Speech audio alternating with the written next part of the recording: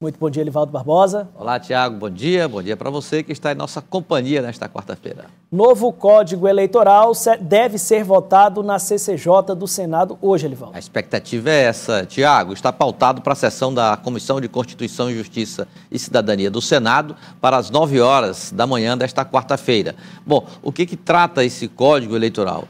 O Código Eleitoral são as regras que norteiam as eleições e os partidos. Está em tramitação no Congresso Nacional desde 2021.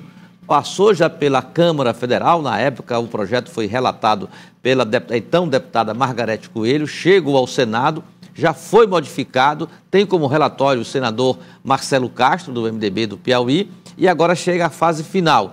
Sofreu modificações, principalmente em relação à quarentena para magistrados, integrantes do Ministério Público e policial, aquele prazo dado para que deixem as atividades e ingressar na atividade política. O novo Código Eleitoral, Tiago, são 900 artigos, para você ter uma ideia da complexidade, muito extenso. Hoje, ele já foi lido no dia, em maio. Depois da leitura, ocorreu um pedido de vistas coletivas na CCJ, passou por várias audiências públicas no mês de maio e agora chega um momento importante, que é a votação. Sofrerá algum tipo de postergação, algum tipo de emenda, algum tipo de modificação? Vai ser votado de fato hoje, deve ser encaminhado para a votação em plenário. É o PLP 112, projeto de lei complementar 112, lá de 2021. E sendo aprovado no Senado, na CCJ hoje, encaminhado ao Senado, como é um PLP, maioria simples resolve, é encaminhado à Câmara novamente. Por quê? Porque teve modificação. E o esforço será para que na Câmara Federal essa votação aconteça até o mês de outubro, para que, sendo aprovado no Congresso Nacional ainda em outubro, um ano antes da eleição, possa regular o pleito do próximo ano. Essa é a expectativa. Senão, pode atrasar e as eleições baseadas na legislação que está em vigor. O otimismo do relator Marcelo Castro, que hoje possa desencalhar a tramitação do Código Eleitoral na Comissão de Constituição e Justiça, vamos acompanhar. Nas primeiras tentativas foram pedidos de audiências públicas e a última de vista. Não andou muito. Agora, depois de cumpridas essas etapas, chega um momento importante, que é o da votação.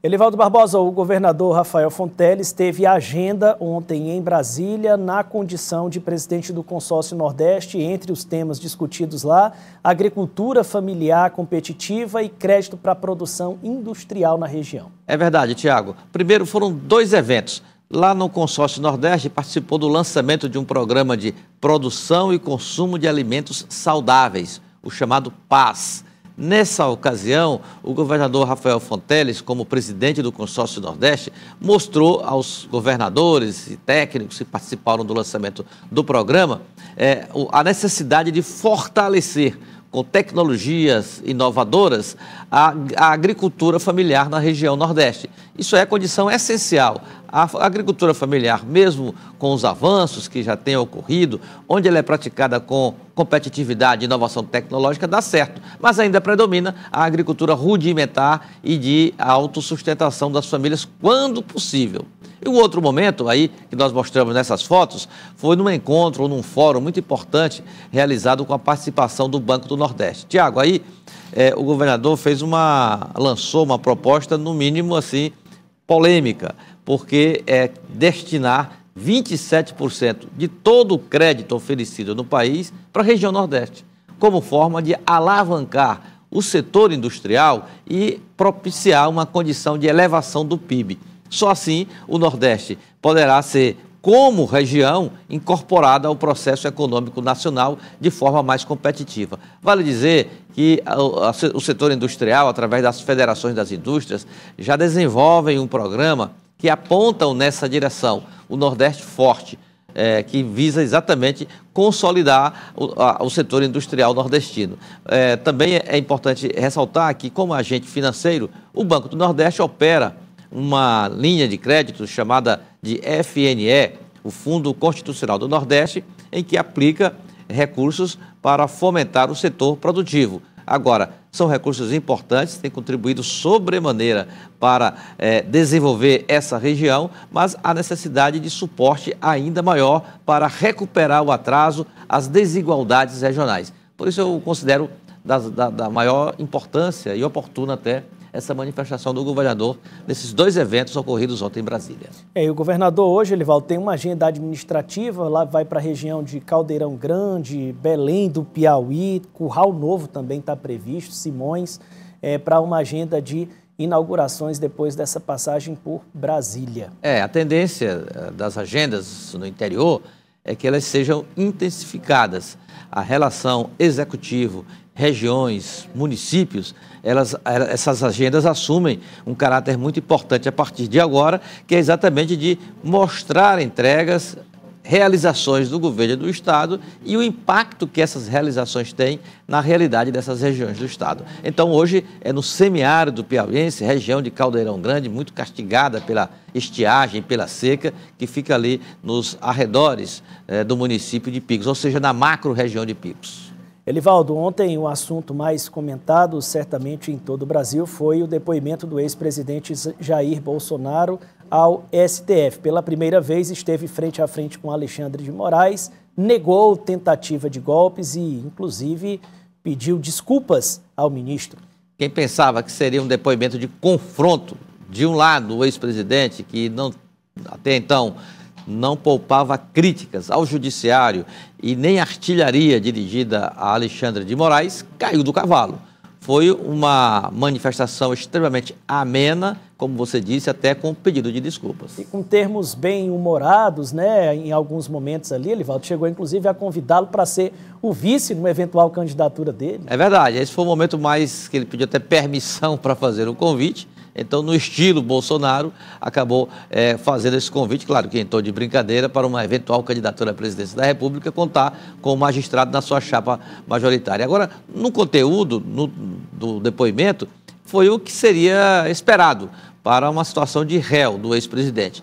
Negou as tentativas de golpe, afirmando que tudo o que fez como presidente da República foi dentro de uma expressão que ele sempre usou muito, dentro das 4 linhas da Constituição, e o que pode ter existido, como de fato ele confirmou, foram indagações, questionamentos sobre as urnas eletrônicas, o processo eleitoral. Chegou até a admitir que esse processo poderia ser revisto do ponto de vista de alguma operação, como ele ressaltou, dentro da legalidade, para questionar o resultado das urnas, mas negou, do começo ao final do depoimento, qualquer operação efetiva no sentido de um golpe de Estado. Esse depoimento do ex-presidente Jair Bolsonaro, eu diria que ele encerra, foi o mais esperado, o principal, nessa fase dos réus.